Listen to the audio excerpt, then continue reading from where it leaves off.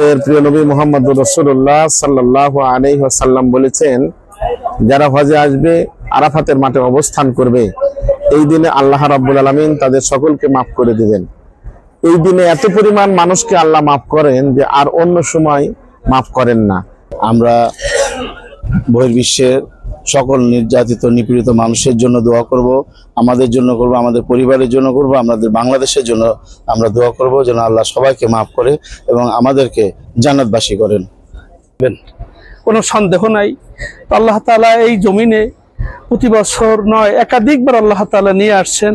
আল্লাহ তাআলা বিশ্বের বিভিন্ন স্থান থেকে যে সমস্ত আল্লাহর পছন্দনীয় বান্দাদেরকে কবুল করেছেন, আল্লাহ তাআলা দয়া করে সকলকে মাফ করে দিবেন এবং আমাদের পূর্বপুরুষ যারা অন্ধকার কবরে শুয়ে আছে, আল্লাহ তাআলা যেন ওনাদের সকলকে মাফ করে দেন।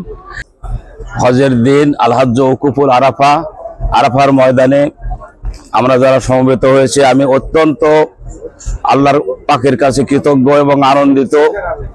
আমি অশ্রুসিক্ত হয়ে পড়েছি যে আল্লাহ পাক আমাদেরকে এই পবিত্র ময়দানে বিশ্বের বিভিন্ন মুসলিম কান্ট্রি থেকে বিভিন্ন গোত্রের, বিভিন্ন ভাষার, বিভিন্ন সংস্কৃতির, রঙের, বর্ণের লোকদের সঙ্গে একটা পরিচিতি আমরা এখানে করতে পেরেছি।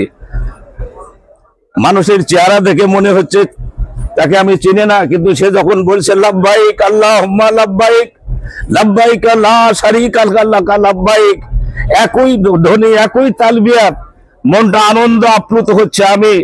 আমরা যারা এখানে আল্লাহ পাক আসার তৌফিক দিয়েছেন, সকলেরই আল্লাহ পাক যেন হজ্জে মাবরুর কবুল করেন।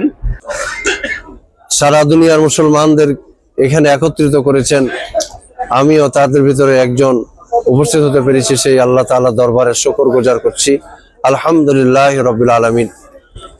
এখানে এসে বিশেষ করে মনে পড়ছে আজ থেকে 1450 বছর পূর্বে দয়ার নবী মুহাম্মদ রাসূলুল্লাহ সাল্লাল্লাহু আলাইহি সাল্লাম সাহাবায়ে কেরাম রাদিয়াল্লাহু তাআলা আনহুম আজমাইনদের উদ্দেশ্যে যে বিদায় হজের ভাষণ দিয়েছিলেন, সে ভাষণের কথাগুলি আমাদের হৃদয় কষ্টে ভেসে উঠছে। আল্লাহ তাআলা আমাদের প্রিয় নবী মুহাম্মদ রাসূলুল্লাহ সাল্লাল্লাহু আলাইহি সাল্লামের রেখে যাওয়া দিন